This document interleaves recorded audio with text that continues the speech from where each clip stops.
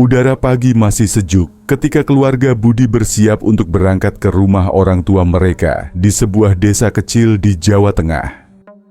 Mobil Avanza hitam milik Budi sudah dipenuhi oleh berbagai barang bawaan, kue lebaran, pakaian, dan oleh-oleh untuk sanak saudara. Budi duduk di kursi pengemudi, sementara istrinya, Wati, berada di sebelahnya. Di kursi belakang ada dua anak mereka, Rina, 20, dan Dika, 22, yang masih terlihat mengantuk. Perjalanan mereka akan menempuh jalur Pantura, melewati alas roban yang terkenal dengan kisah-kisah mistisnya. "Ayah, kita berangkat sekarang?" tanya Rina sambil menguap. "Iya, biar sampai sebelum malam," jawab Budi. Mesin mobil dinyalakan dan mereka pun berangkat. Di sepanjang jalan tol, semuanya berjalan lancar. Mereka sesekali mengobrol, mendengarkan lagu-lagu nostalgia, dan menikmati pemandangan. Namun, begitu memasuki jalur Pantura yang semakin sepi, suasana mulai berubah. Jalanan berkabut tipis, meski matahari masih bersinar. Udara terasa lebih dingin dari biasanya. Wati melirik keluar jendela, memperhatikan pepohonan besar yang tampak semakin rapat. "Apa kita benar-benar harus lewat alas roban?" tanya Wati ragu. "Tenang saja, sekarang jalanannya sudah lebih bagus. Jangan dengerin cerita orang," jawab Budi santai, meski tangannya sedikit lebih erat menggenggam setir. Dika yang duduk di belakang membuka ponselnya, mencari informasi tentang jalur alternatif. "Kalau lewat jalur lain, bisa lebih lama ya. Lagi pula, kita cuma lewat saja, kan?" Budi mengangguk. "Benar, kita hanya melintas." Namun saat mereka semakin mendekati kawasan alas roban, langit mendadak tampak lebih gelap dari seharusnya. Seperti ada bayangan yang menggantung di udara. "Kayaknya mendung ya," gumam Rina. Tak ada yang menjawab. Suasana di dalam mobil menjadi lebih hening. Lalu, saat mereka melewati tikungan tajam pertama di dalam alas roban, sesuatu yang aneh terjadi. Di kejauhan, mereka melihat seorang pria tua berdiri di pinggir jalan. Pakaiannya lusuh, wajahnya tertutup topi lebar. Ia melambai-lambaikan tangan, seakan meminta tumpangan. "Ayah, jangan berhenti," bisik Wati tiba-tiba. Budi juga merasa merinding. Ada sesuatu yang aneh pada pria itu. Ia berdiri di tempat yang seharusnya berbahaya untuk menunggu kendaraan. Saat mobil melaju melewatinya, Wati menoleh sedikit, matanya membelalak.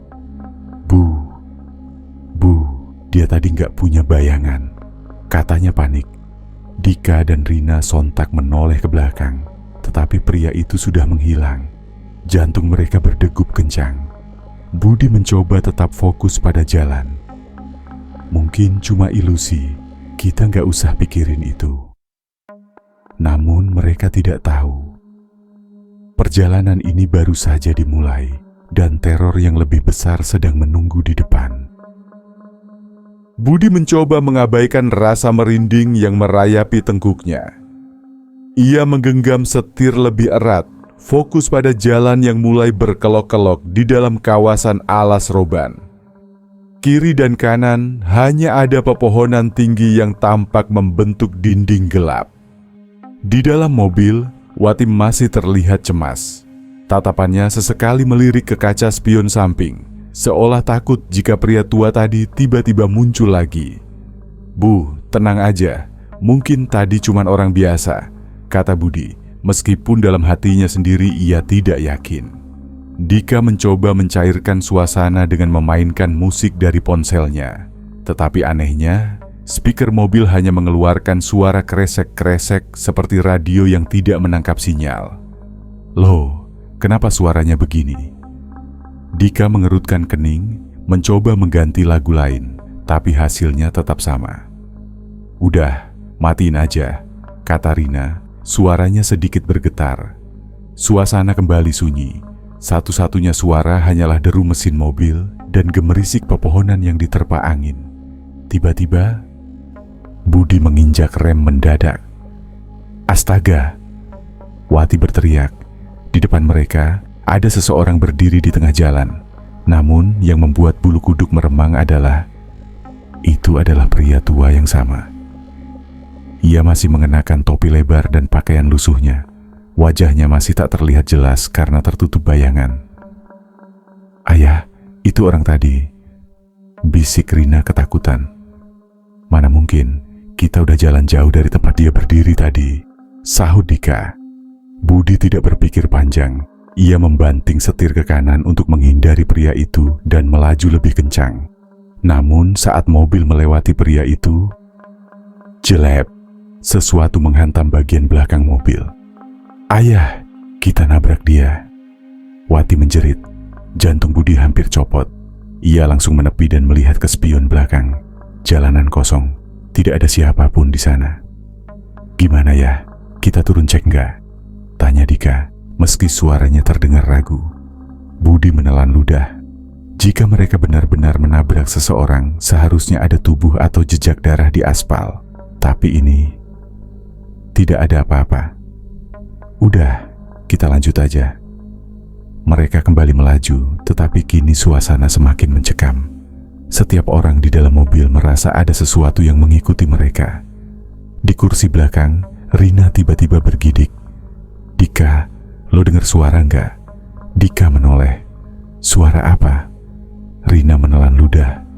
"Kayak ada yang napas di belakang kita."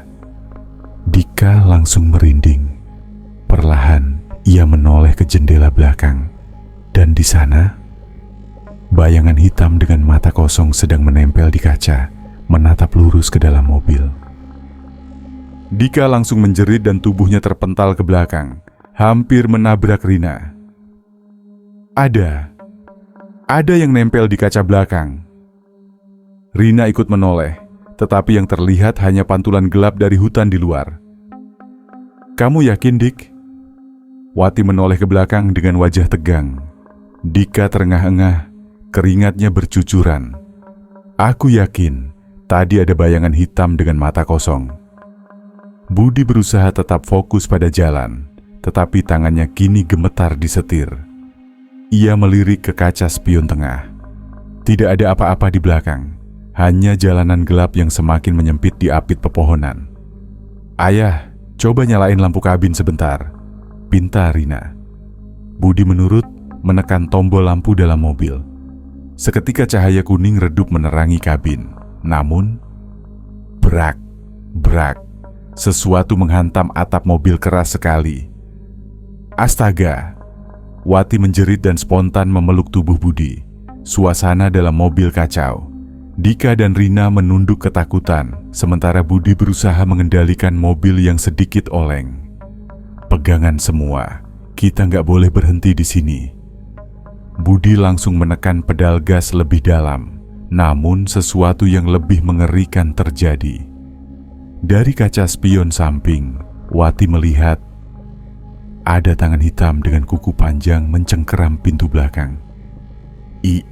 Itu apa?" Wati terengah-engah, tangannya gemetar menunjuk keluar jendela.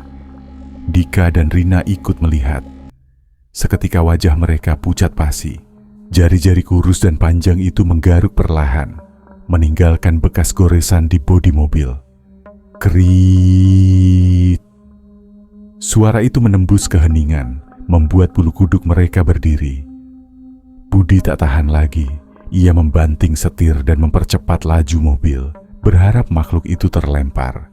1 tikungan tajam, 2 tikungan, dan tiba-tiba suara itu menghilang. Mobil terus melaju hingga mereka keluar dari kawasan paling gelap alas roban. Setelah beberapa menit, Wati baru berani membuka suara. Kayaknya sudah nggak ada." Semua orang di dalam mobil terdiam. Nafas mereka masih terengah-engah, jantung berdegup kencang. Dika mengusap wajahnya yang basah oleh keringat. "Apa tadi? Beneran?" Rina menunduk, mencoba mengatur nafasnya. "Aku nggak tahu, tapi kita nggak boleh berhenti di sini." Budi mengangguk, masih mencoba menenangkan dirinya. Kita cari tempat istirahat dulu. Ia melirik jam di dashboard. Sudah hampir pukul 2 dini hari. Mereka harus segera keluar dari kawasan ini sebelum sesuatu yang lebih buruk terjadi. Tanpa mereka sadari, di kaca belakang mobil, samar-samar masih ada bekas cap tangan hitam. Setelah melewati tikungan terakhir di alas roban, suasana mulai terasa lebih lega. Meski masih ada ketegangan di dalam mobil, mereka setidaknya merasa sudah keluar dari zona paling menyeramkan. Namun perasaan lelah mulai menghantui. Budi bisa merasakan matanya semakin berat, sementara Wati sesekali menguap. "Kita cari tempat istirahat sebentar ya," kata Wati pelan. Budi mengangguk. "Iya, kita cari warung buat ngopi dulu." Mereka terus melaju hingga akhirnya menemukan sebuah warung kecil di pinggir jalan, di tengah kawasan hutan yang lebih terbuka. Lampu kuning temaram menerangi bagian depannya, dengan beberapa kursi plastik berjejer di teras. Di depan warung, ada sebuah papan kayu dengan tulisan tangan. "Warung Bu Mirah, kopi and makanan hangat." Budi menepikan mobil lalu mematikan mesin. "Ayo turun sebentar." Rina ragu. "Di sini kok sepi banget." "Udah, sebentar aja, aku ngantuk banget," kata Budi sambil membuka pintu mobil. Dika dan Rina akhirnya ikut turun, meski mereka merasa ada yang janggal. Begitu masuk ke dalam warung, aroma kopi hangat langsung menyeruak.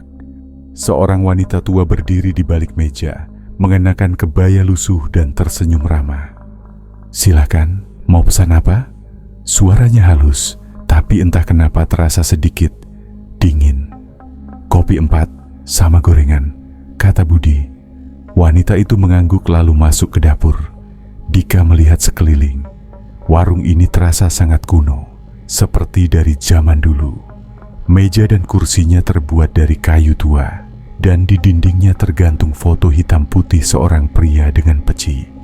Namun ada satu hal yang membuat mereka semakin tidak nyaman. Di sudut ruangan ada 3 orang duduk diam, 2 laki-laki dan 1 perempuan. Mereka mengenakan pakaian yang terlihat sangat ketinggalan zaman, seperti dari tahun 80-an. Mereka tidak berbicara, tidak bergerak, hanya duduk menatap lurus ke depan. Wati berbisik pada Budi, "Kamu lihat mereka?" Budi mengangguk, tapi berusaha tidak menatap langsung. Tak lama, Bu Mirah datang membawa nampan berisi kopi dan gorengan. "Silakan diminum." Budi mencoba tetap santai dan mengambil secangkir kopi. Namun saat ia meniup permukaannya, sesuatu terasa aneh. Kopi itu tidak mengeluarkan uap, padahal gelasnya terasa panas. Dika yang melihatnya langsung merinding. Ia menoleh ke ibunya dan berbisik, "Bu, kayaknya kita harus pergi." Namun sebelum Wati bisa menjawab, salah satu dari 3 orang di sudut ruangan tiba-tiba bergerak. Perlahan, kepalanya menoleh ke arah mereka. Matanya kosong, pucat, senyum tipis mulai terbentuk di wajahnya. Dan kemudian, "Jangan pergi dulu, malam masih panjang." Suara itu bergema di seluruh ruangan. Budi langsung berdiri. "Kita pergi sekarang." Namun saat mereka berlari ke pintu, warung itu tiba-tiba berubah. Lampunya redup, meja-meja berdebu, bau busuk menyengat. Dan yang paling mengerikan, mereka kini sendirian. Bu Mirah, 3 orang di sudut ruangan, semuanya hilang. Yang tersisa hanyalah warung kosong yang sudah lama terbengkalai. Jantung Budi berdegup kencang. Wati menggenggam tangannya erat, sementara Rina dan Dika berdiri terpaku dengan wajah pucat pasi. Warung yang tadinya tampak normal, kini berubah menjadi bangunan tua yang bobrok. Dindingnya penuh lumut, lantainya berdebu tebal, dan meja-meja kayunya lapuk seolah sudah puluhan tahun ditinggalkan. Tidak ada Bu Mirah, tidak ada pelanggan misterius di sudut ruangan. Hanya ada mereka dan keheningan yang mencekam. "Ayah, ini mimpi kan?" bisik Rina, matanya berkaca-kaca. Budi menarik napas dalam-dalam. "Kita keluar dari sini. Sekarang mereka bergegas menuju pintu, tetapi sesuatu menghentikan langkah mereka. Di balik meja kasir yang sudah usang, terdengar suara seretan pelan. Krekakaka. Mereka semua menoleh ke arah sumber suara. Sosok wanita muncul dari balik meja. Bukan lagi Bu Mirah yang ramah, tetapi sesosok perempuan dengan wajah pucat, matanya kosong, dan mulutnya robek hingga ke pipi.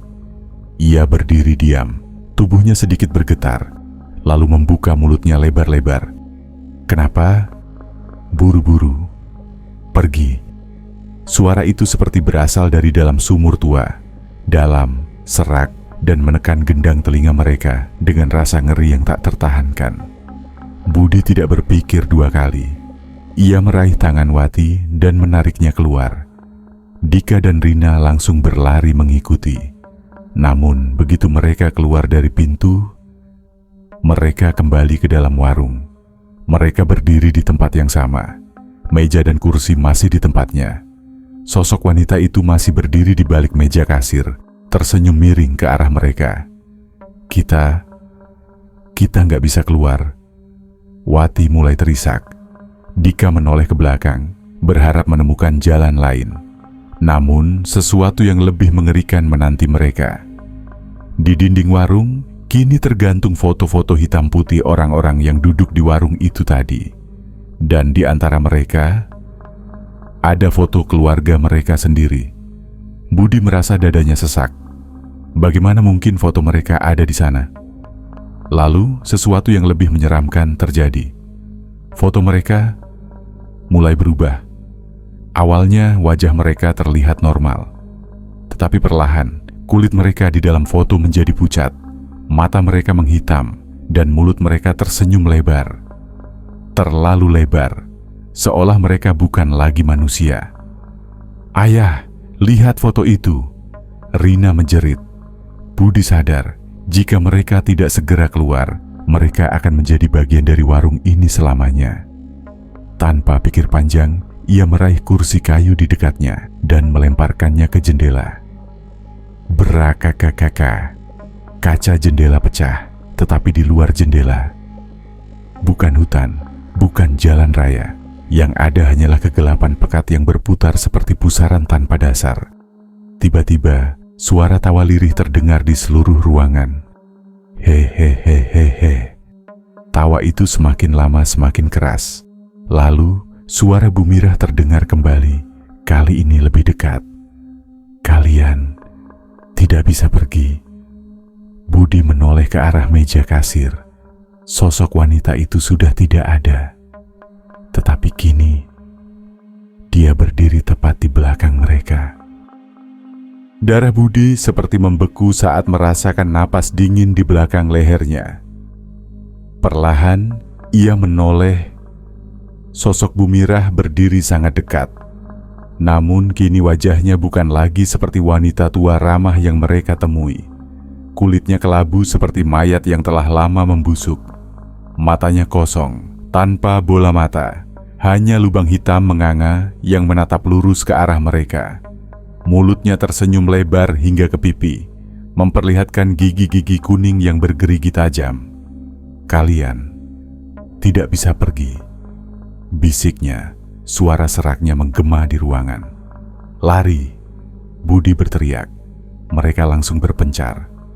Dika menarik tangan Rina, sementara Budi menggenggam erat Wati.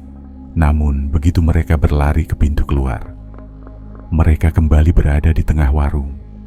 Ini nggak mungkin, kita sudah lari ke arah pintu, kenapa balik lagi ke sini? Wati histeris. Dika berusaha menahan rasa paniknya, tetapi ia juga ketakutan. Kita terjebak.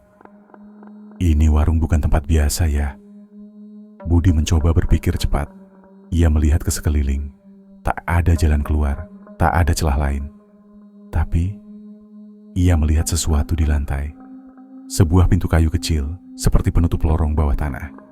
Tanpa pikir panjang, ia berlari ke arah pintu itu dan menarik pegangannya dengan sekuat tenaga. Krik! Pintu terbuka, memperlihatkan sebuah tangga kayu yang menurun ke dalam kegelapan. Kita turun, cepat, Wati ragu. Tapi, Itu gelap sekali, Bud. Kita nggak punya pilihan, Budi berteriak. Di belakang mereka, suara langkah kaki mulai terdengar, menyeret, pelan, tetapi semakin mendekat. Hehehehehe. Tawa Bu Mirah menggema di seluruh ruangan. Tanpa berpikir lebih lama, Budi langsung melompat turun, diikuti oleh Wati, Dika, dan Rina. Begitu mereka semua masuk, pintu di atas mereka menutup sendiri dengan suara keras. Brak, mereka kini berada di dalam lorong sempit yang dipenuhi bau busuk. Udara di sekitarnya pengap, seakan tidak ada yang pernah menghirup oksigen di tempat ini selama puluhan tahun. Lampu dari ponsel Dika menjadi satu-satunya penerangan mereka. Budi menelan ludah. Kita tetap jalan, harus ada jalan keluarnya. Mereka mulai berjalan pelan, merasakan dinginnya lantai tanah di bawah kaki mereka. Namun setelah beberapa langkah, Rina berhenti dan berbisik ketakutan. Ayah, ada yang ngikutin kita. Dika mengarahkan lampu ke belakang. Jantung mereka hampir berhenti. Di ujung lorong, sesosok bayangan tinggi berdiri diam. Matanya bersinar merah di tengah gelap. Dan dalam sekejap, ia mulai berlari ke arah mereka. Bayangan hitam itu melesat ke arah mereka dengan kecepatan yang tak masuk akal. Suara langkahnya bergema di sepanjang lorong sempit. Budi langsung menarik tangan Wati, sementara Dika dan Rina berlari sekuat tenaga di depan mereka. "Jangan berhenti!" teriak Budi. Lorong bawah tanah itu terasa tak berujung. Semakin mereka berlari, semakin gelap dan pengap udara di sekeliling mereka. Dika mengarahkan senter ponselnya ke belakang, dan saat itulah ia melihatnya lebih jelas. Makhluk itu lebih mengerikan dari yang mereka bayangkan. Tinggi lebih dari 2 meter, tubuhnya kurus kering dengan kulit hitam kelam yang terlihat seperti terbakar. Matanya bersinar merah menyala, dan mulutnya menganga lebar, seolah siap menelan mereka hidup-hidup. Tapi yang paling menakutkan, makhluk itu berjalan di dinding dan langit-langit lorong. Kuku-kuku-kuku. Suara cakarnya mencengkeram dinding dengan kecepatan mengerikan, mendekat tanpa memberi mereka kesempatan untuk bernapas. Rina menjerit ketakutan. "Ayah, dia makin dekat." Budi melihat ke depan dan menemukan sesuatu, sebuah persimpangan. "Kita belok kanan, cepat." Mereka semua berbelok tajam ke kanan, dan tepat pada saat itu, suara mengerikan terdengar dari belakang. Bang! Makhluk itu menabrak dinding karena kehilangan kendali. Jeritannya menggema di sepanjang lorong, membuat mereka semakin panik. Dika melihat sesuatu di ujung lorong yang mereka masuki. "Lihat, ada tangga." Sebuah tangga kayu tua menjulang ke atas, mengarah ke sesuatu yang tampak seperti pintu keluar. Mereka tidak punya pilihan lain. Satu persatu, mereka menaiki tangga dengan cepat. Dika naik lebih dulu, diikuti oleh Rina, lalu Wati, dan terakhir Budi. Namun saat Budi hampir mencapai puncak, tangga itu mulai bergetar. Budi menoleh ke bawah. Makhluk itu sudah merayap naik. Cakarnya mencengkeram kayu rapuh dengan kecepatan mengerikan. "Ayah, cepat!" Rina berusaha menarik tangannya. Budi menguatkan diri, menaiki tangga dengan lompatan besar. Begitu ia sampai di atas, Dika dan Rina langsung menariknya keluar. Tanpa pikir panjang, Budi mendorong pintu yang ada di hadapan mereka. Berak kakak, pintu terbuka. Dan mereka keluar ke tempat yang mengejutkan. Mereka kembali ke dalam mobil. Mesin mobil menyala, lampu dashboard menyala, dan mereka semua duduk di posisi mereka seperti sebelum memasuki warung. Hening, tidak ada warung, tidak ada hutan lebat, hanya jalan raya sunyi dengan lampu jalan samar di kejauhan. Wati terisak, masih gemetar. Ini, kita selamat?" Dika melihat keluar jendela. Warungnya nggak ada. Budi mencoba mengatur napasnya. Tangannya masih gemetar saat memegang setir. Ia menoleh ke jam di dashboard. 02.45 waktu Indonesia Barat. Mereka merasa sudah berjam-jam berada di dalam warung itu. Tetapi hanya beberapa menit yang berlalu di dunia nyata. Budi tidak mau mengambil risiko. Ia langsung menekan pedal gas dan melaju meninggalkan tempat itu. Tapi saat mobil mereka semakin menjauh, di kaca spion, samar-samar terlihat sebuah warung kecil berdiri di pinggir jalan. Lampunya redup, dan di depannya, seorang wanita tua dengan kebaya lusuh menatap mereka. Tersenyum lebar. Budi menginjak pedal gas lebih dalam.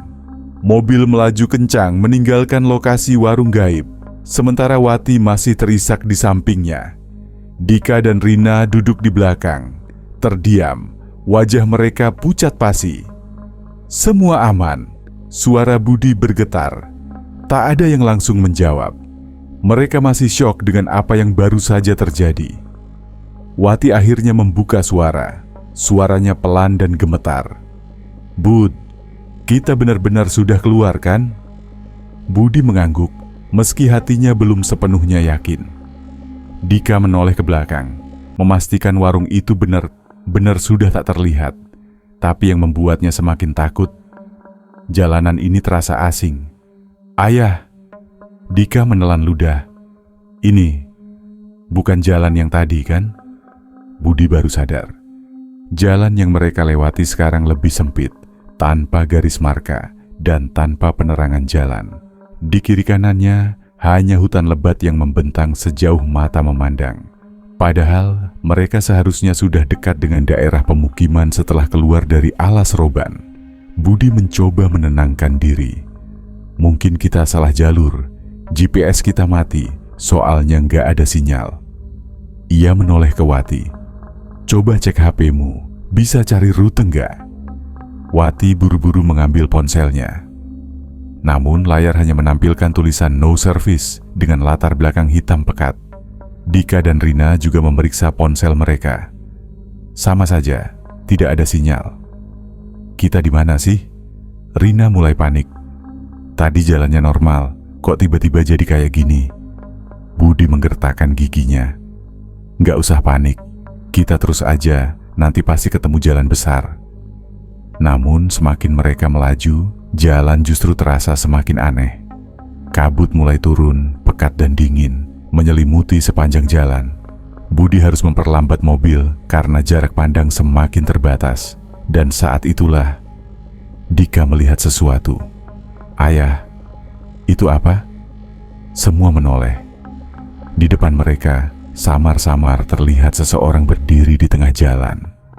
Seorang pria tua dengan pakaian kumal, mengenakan sarung lusuh dan kaos yang sudah robek-robek. Ia berdiri diam, kepalanya menunduk, dan tangannya menggenggam sesuatu, sebatang tongkat kayu tua. Budi menginjak rem. Mobil berhenti beberapa meter di depan pria itu. "Ayah, jangan turun," bisik Rina ketakutan. Budi juga tidak berniat turun. Ada sesuatu yang terasa janggal. Pria tua itu tetap diam, tidak bergerak, tidak bereaksi terhadap mobil yang berhenti di depannya. Kabut semakin tebal, membuat suasana bertambah mencekam. Lalu, perlahan, pria tua itu mengangkat kepalanya. Wajahnya pucat, matanya kosong, dan bibirnya bergerak tanpa suara. Namun yang paling mengerikan, di belakangnya berdiri puluhan orang lain. Mereka muncul perlahan dari balik kabut, satu persatu. Pria, wanita, anak-anak, semuanya dalam keadaan mengenaskan. Pakaian mereka sobek, kulit mereka pucat keabu-abuan, dan mata mereka kosong, seolah mereka bukan lagi manusia. Rina mencengkeram tangan ibunya.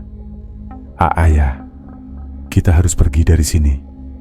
Namun sebelum Budi bisa menginjak gas, pria tua itu mengangkat tongkatnya dan menunjuk langsung ke arah mereka. Dan dalam sekejap, semua sosok di belakangnya mulai berlari ke arah mobil. Budi tidak berpikir dua kali. Ia langsung menginjak gas sekuat tenaga. Bang! Mobil melaju dengan kecepatan tinggi, nyaris menabrak pria tua yang masih berdiri diam di tengah jalan. Namun saat mereka melewati sosok itu, tiba-tiba dia menghilang. Hah? Kemana dia? Wati menoleh ke belakang dengan wajah ketakutan. Dika dan Rina juga menoleh, tetapi mereka berharap tidak pernah melihatnya. Di belakang mereka, puluhan sosok mengerikan tadi masih berlari mengejar. Beberapa bahkan berlari dengan kecepatan yang tidak masuk akal, seolah kaki mereka tidak menyentuh tanah. Ayah, cepat! Rina menjerit. Budi menginjak gas lebih dalam, tetapi sesuatu yang lebih buruk terjadi. Dari depan, dua sosok wanita berdiri di tengah jalan, mengenakan baju putih lusuh dengan rambut panjang menutupi wajah mereka. Mereka tidak bergerak, dan Budi tidak punya pilihan. Pegangan yang kuat, teriaknya. Brak kakak, mobil menerobos melewati mereka, tetapi suara hantaman itu tidak terdengar seperti menabrak tubuh manusia, melainkan seperti menabrak udara kosong. Saat Wati menoleh ke kaca spion, napasnya langsung tercekat. Wanita berambut panjang itu sekarang duduk di bagasi belakang mobil mereka. Matanya yang hitam pekat menatap lurus ke arahnya. Astagfirullah, Budi, dia ada di belakang. Wati menjerit histeris. Budi langsung membanting setir, mencoba menggoyangkan mobil. Namun, wanita itu tetap diam di tempatnya, seolah menempel di sana. Dika gemetar ketakutan. Ini nggak masuk akal.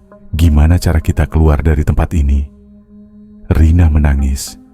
Ayah, kita harus balik ke jalan yang tadi. Ini bukan jalan yang seharusnya. Budi mencoba berpikir cepat. Ia menatap lurus ke depan, berharap menemukan jalan keluar. Dan saat itu juga, ia melihat sesuatu yang membuatnya hampir menghentikan mobil. Di sisi kanan jalan, berdiri sebuah gerbang tua dengan tulisan samar di atasnya. Alas Roban. Jantungnya mencelos. Tidak, kita masih di tempat ini. Mereka tidak pernah benar-benar keluar dari kawasan Alas Roban. Mereka hanya berputar-putar dalam lingkaran setan. Namun sebelum mereka bisa mencari cara keluar, sosok wanita di bagasi belakang itu mengulurkan tangannya ke arah kaca belakang. Kerak, kerak, jari-jarinya yang panjang dan hitam mencakar kaca dengan suara mengerikan. Dan tiba-tiba, semua lampu mobil mati. Mesin mobil mendadak berhenti di tengah jalan. Gelap total, hanya ada suara napas mereka yang memburu. Dan suara bisikan dari luar mobil. Keluarlah. Mobil mati total. Mesin tak merespons. Lampu-lampu padam meninggalkan mereka dalam kegelapan yang pekat. Namun yang lebih mengerikan, bisikan itu masih terdengar. Keluarlah. Suara lirih itu berulang-ulang berdesir di telinga mereka, seakan berasal dari segala arah. Wati mencengkeram tangan Budi erat-erat. Napasnya tersengal. Jangan keluar, Bud. Dika menelan ludah. Ayah, ini gimana? Budi mencoba menyalakan mesin lagi. KRRK. Mobil bergetar, tapi tetap tak menyala. Di kaca depan, kabut semakin menebal, menutupi pandangan. Namun perlahan, sesuatu mulai terlihat dari dalam kabut. Bentuk-bentuk samar, puluhan, mungkin ratusan. Mereka semua berdiri di sekeliling mobil. Pria, wanita, anak-anak.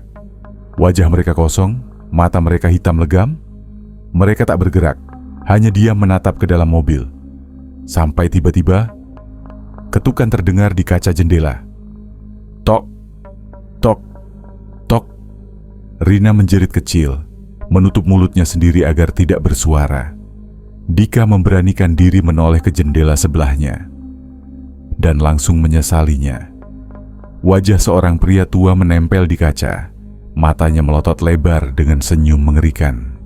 Giginya hitam dan jarang-jarang, seolah sudah membusuk. Ayo keluar, kalian sudah di sini. Suara pria itu serak, seperti berasal dari dalam tanah. Dika menjerit dan langsung mundur, tubuhnya gemetar ketakutan. "Ayah, nyetart mobilnya, cepat!"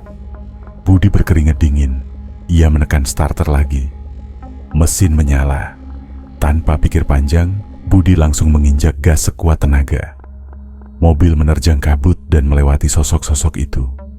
Namun saat mereka melewati kerumunan, sesuatu terjadi. Wati menoleh ke kaca samping dan melihat sesuatu yang membuatnya hampir pingsan. Semua sosok itu berlari mengiringi mobil mereka. Mereka tidak tertinggal. Mereka berlari dengan kecepatan luar biasa. Wajah mereka tetap kosong. Tubuh mereka tidak bergerak seperti manusia biasa. Beberapa bahkan berlari dengan terbalik, kepala di bawah, kaki di atas. Rina menangis. "Ya Allah, ayah, kita harus keluar dari sini." Budi menginjak gas sekuat tenaga. Kecepatan mobil mencapai 100 km per jam, tapi sosok-sosok itu masih mengikuti. Hingga akhirnya, sebuah cahaya muncul di kejauhan. Sebuah gapura tua dengan tulisan samar terlihat di depan mereka. "Selamat jalan dari alas roban." Dika melihatnya lebih jelas. "Ayah, cepat, itu jalan keluar." Budi tak ragu. Ia menginjak gas lebih dalam, menerjang sisa kabut yang masih menghalangi. Dan begitu mereka melewati gapura itu, semua suara menghilang. Kabut langsung sirna. Tak ada lagi sosok-sosok yang mengejar mereka. Hanya ada jalanan sepi dan lampu jalan yang redup. Mereka sudah keluar dari alas baluran. Budi mengemudi dalam diam, masih gemetar. Napasnya berat. Wati masih memegang dadanya, berusaha mengatur napas. Dika dan Rina saling menatap, memastikan bahwa mereka masih hidup. Hanya ada satu pertanyaan yang belum terjawab. Mobil melaju dengan kecepatan stabil. Tidak ada lagi kabut. Tidak ada lagi suara-suara aneh. Namun tidak ada yang berani berbicara. Budi masih memegang setir erat-erat, sementara Wati hanya menatap kosong ke depan. Dika dan Rina di kursi belakang sesekali melirik ke kaca belakang, takut kalau-kalau sesuatu masih mengikuti mereka. Setelah beberapa menit dalam keheningan, Wati akhirnya membuka suara. "Kita sudah keluar, kan?" Suaranya pelan, hampir seperti bisikan. Budi menelan ludah. Sepertinya begitu. Dika mengangkat ponselnya dan menghela napas lega. Sinyalnya balik. Ia buru-buru membuka peta untuk melihat lokasi mereka. Namun begitu layar peta terbuka, jantungnya langsung berdebar kencang. "Ayah, ini nggak mungkin." Budi melirik ke layar ponsel Dika dan langsung merasakan bulu kuduknya meremang. Di layar, titik lokasi mereka hanya berputar-putar di satu tempat, seolah-olah mereka masih berada di dalam alas baluran. Tapi itu tidak masuk akal. Mereka sudah keluar dari sana. Rina mulai menangis lagi. "Jangan bilang kita belum benar-benar keluar." Wati menoleh keluar jendela, memperhatikan sekitar. Jalanan tampak normal, dengan beberapa rambu lalu lintas dan hutan yang semakin jarang. Tapi ada satu hal yang membuatnya merinding. Jalan ini terasa familiar. Terlalu familiar. "Astagfirullah," Wati berbisik. "Bud, ini jalan yang tadi." Budi mengerutkan kening. "Maksudmu? Kita sudah melewati jalan ini sebelumnya." Dika menajamkan matanya, memperhatikan sekitar. Benar saja, beberapa pohon dengan bentuk aneh yang tadi mereka lihat, kini terlihat lagi di sisi jalan. Seolah-olah mereka hanya berputar-putar di tempat yang sama. Budi mencoba tetap tenang. "Jangan panik. Aku yakin kalau kita terus jalan, pasti ketemu jalan besar." Namun belum sampai 2 menit setelah ia berkata demikian, mereka melihat gapura tua itu lagi. "Selamat jalan dari alas roban." Tapi ada sesuatu yang berbeda. Tulisan di gapura itu sekarang berwarna merah gelap, seperti darah. Dan di bawahnya ada kalimat lain yang sebelumnya tidak ada. Selamat datang kembali. Hati mereka mencelos. Mereka tidak pernah benar-benar keluar. Wati mulai terisak. Ya Allah, kita masih terjebak. Budi menekan rem mendadak. Nggak mungkin. Ini nggak mungkin. Dika menggigit bibirnya, mencoba mencari solusi. Mungkin kita harus berhenti dulu. Jangan malah muter-muter nggak jelas. Budi mengangguk. Ia menepi ke pinggir jalan dan mematikan mesin mobil. Semua terdiam. Hanya ada suara napas mereka yang berat dan angin malam yang terasa semakin dingin.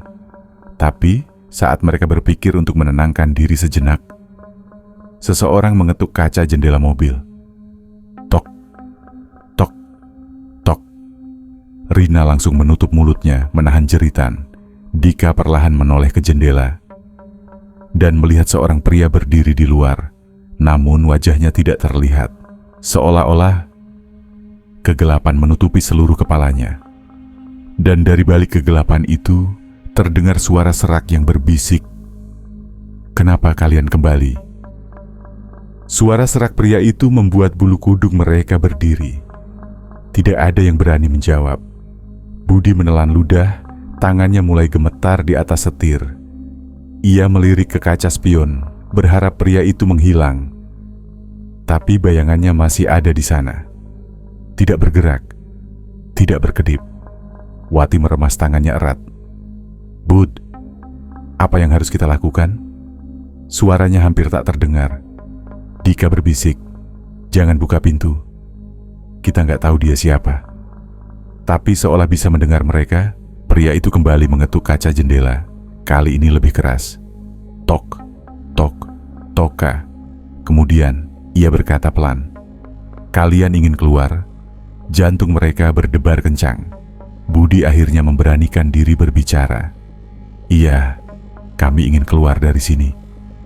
Pria itu terdiam sejenak sebelum akhirnya menunjuk ke jalan di depan mereka. Ikuti jalan itu, tapi apapun yang terjadi, jangan menoleh ke belakang. Lalu, perlahan, ia melangkah mundur dan menghilang begitu saja ke dalam kegelapan. Dika menelan ludah. "Kak, kemana dia?" Rina mencengkeram tangannya erat-erat. "Ayah, kita harus percaya sama dia." Budi menarik napas panjang. Tidak ada pilihan lain. Ia menghidupkan mesin mobil lagi, lalu mulai melajukan kendaraan, mengikuti jalan yang ditunjukkan pria tadi. Mereka melaju dalam diam. Jalanan semakin sepi. Tidak ada kendaraan lain. Tidak ada tanda kehidupan. Hanya ada suara mesin mobil dan desiran angin yang terasa semakin dingin. Setelah beberapa menit, Wati berbisik, "Kira-kira kita sudah sampai di mana?" Dika mengecek peta di ponselnya. Ia mengerutkan kening. "Aneh, peta kita masih menunjukkan kita ada di alas roban." Rina mulai menangis pelan. "Jangan-jangan kita nggak bakal bisa keluar dari sini." Budi menggeleng cepat. "Jangan bilang gitu, kita pasti bisa keluar." Namun tiba-tiba, suara aneh mulai terdengar dari belakang mobil. Seperti suara derap langkah kaki, cepat dan banyak. Mereka saling berpandangan, ketakutan. Dika berbisik, "Ayah, kita nggak boleh menoleh ke belakang." Budi mengangguk dan tetap fokus mengemudi, tapi langkah kaki itu semakin mendekat. Dug! Mobil bergetar. Sesuatu baru saja melompat ke atas mobil mereka. Rina menutup telinganya menangis. "Ya Allah, apa itu?" Dug! Dug! Dug! Bunyi hantaman terdengar dari atap mobil. Dika mencengkeram kursinya erat-erat. "Jangan berhenti ya, terus jalan." Budi menginjak gas lebih dalam. Kecepatan mereka semakin tinggi. Namun suara langkah itu masih ada di atas mereka. Dan kemudian terdengar suara berbisik dari atap mobil.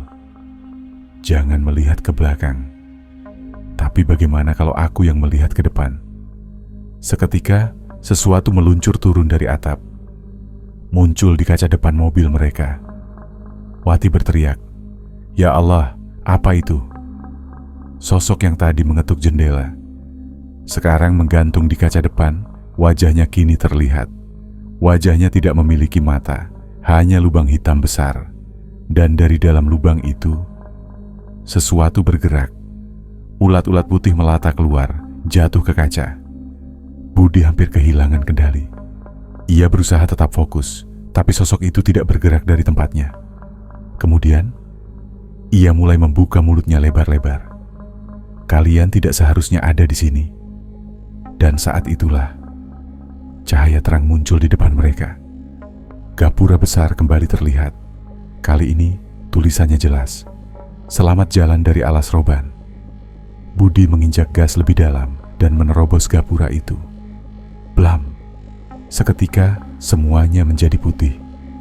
Saat mereka tersadar, mobil mereka sudah berada di pinggir jalan besar. Lampu jalan menyala terang, dan suara kendaraan lain terdengar di kejauhan. Mereka sudah keluar dari alas baluran. Tidak ada lagi kabut, tidak ada lagi sosok-sosok aneh. Dika buru-buru mengecek ponselnya. Kali ini, peta menunjukkan lokasi mereka di jalur Pantura. Mereka benar-benar sudah keluar. Budi memegang setir erat, masih gemetar. Kita berhasil. Wati menatap keluar jendela, memastikan semuanya tampak normal. Lalu ia berbisik pelan. Aku nggak mau lagi lewat jalan itu. Mereka semua saling pandang. Tidak ada yang bicara lagi. Budi menarik napas dalam-dalam, menyalakan mesin dan melanjutkan perjalanan. Kali ini, tanpa melihat ke belakang lagi. Mobil melaju di jalur Pantura dengan kecepatan stabil. Setelah apa yang mereka alami di alas baluran, suasana dalam mobil masih dipenuhi ketegangan. Tidak ada yang berbicara. Hanya suara roda yang bergesekan dengan aspal dan sesekali suara klakson kendaraan lain yang melintas dari arah berlawanan. Budi menghela napas berat, berusaha mengendalikan emosinya. Tangannya masih sedikit gemetar di atas setir. Wati yang duduk di sampingnya terus menatap keluar jendela, memastikan bahwa mereka benar-benar sudah keluar dari tempat terkutuk itu. Dika di kursi belakang menggenggam ponselnya erat-erat, memastikan sinyalnya masih ada. Rina? Gadis itu masih menutup wajahnya dengan kedua tangan. Sejak kejadian di alas roban, ia tidak berani membuka matanya terlalu lama. Dika, suara Budi akhirnya memecah keheningan. Cek Google Maps, kita udah sejauh mana? Dika buru-buru membuka ponselnya dan mengecek peta. Ia tersentak. Ayah, ini nggak mungkin. Budi menoleh sekilas. Kenapa? Dika menelan ludah. Di peta, perjalanan kita cuma maju beberapa kilometer dari tempat kita tadi, padahal kita udah nyetir lama. Wati langsung menoleh ke Dika. Kamu yakin? Dika mengangguk. Harusnya kita udah jauh dari sini. Budi menghela napas. Mungkin GPS-nya ngaco. Yang penting kita tetap di jalan yang benar. Namun saat itu juga, Wati menunjuk keluar jendela dengan ekspresi pucat. Bud, itu? Budi melirik sekilas, dan darahnya langsung membeku. Di sisi jalan berdiri sebuah gapura tua. Bukan gapura alas roban, tapi gapura yang pernah mereka lewati sebelum masuk ke sana. Budi mengerem mendadak. Nggak mungkin. Kita udah keluar, kenapa kita balik ke sini? Rina mulai menangis lagi. Jangan bilang kita masih terjebak. Dika mencoba berpikir logis. Ayah, mungkin kita salah jalan? Tapi Wati langsung menggeleng. Enggak, kita cuma lurus terus. Kita nggak belok kemana-mana. Lalu, sesuatu membuat mereka semakin merinding. Jam di dashboard mobil menunjukkan pukul 001. Mereka berangkat dari alas roban sekitar pukul 23. Harusnya mereka sudah jauh. Tapi seolah-olah waktu tidak bergerak. Budi menghela napas, mencoba tetap tenang. Kita nggak boleh panik. Kita udah keluar kan? Udah ada kendaraan lain di jalan. Wati mengangguk, meski raut wajahnya masih ketakutan. Dika melirik kaca spion, dan langsung pucat. Ayah, suaranya bergetar. Langkah kita diawasi. Semua langsung menoleh ke kaca belakang. Di sisi jalan, terdapat sosok-sosok hitam berdiri berjajar, menatap mobil mereka. Tidak bergerak, tidak berbicara. Mereka hanya diam, seperti menunggu sesuatu. Budi langsung menginjak gas sekuat tenaga. Mobil melaju kencang, meninggalkan sosok-sosok itu di belakang. Tidak ada yang menoleh ke belakang lagi. Tidak ada yang berani. Mereka hanya berharap semua benar-benar sudah berakhir. Mobil terus melaju, meninggalkan gapura dan sosok-sosok hitam di belakang mereka. Budi berusaha fokus menyetir, meskipun pikirannya masih kacau. Wati menggenggam tangannya erat-erat, mencoba menenangkan diri. Dika dan Rina tetap diam di kursi belakang, sesekali mencuri pandang ke kaca spion, takut jika makhluk-makhluk itu masih mengikuti mereka. Tidak ada yang berbicara. Suara mesin mobil dan angin malam yang berhembus melalui celah jendela menjadi satu-satunya yang terdengar. Namun di tengah keheningan itu, terdengar suara napas, pelan tapi jelas, seperti seseorang yang duduk di antara mereka dan bernapas berat.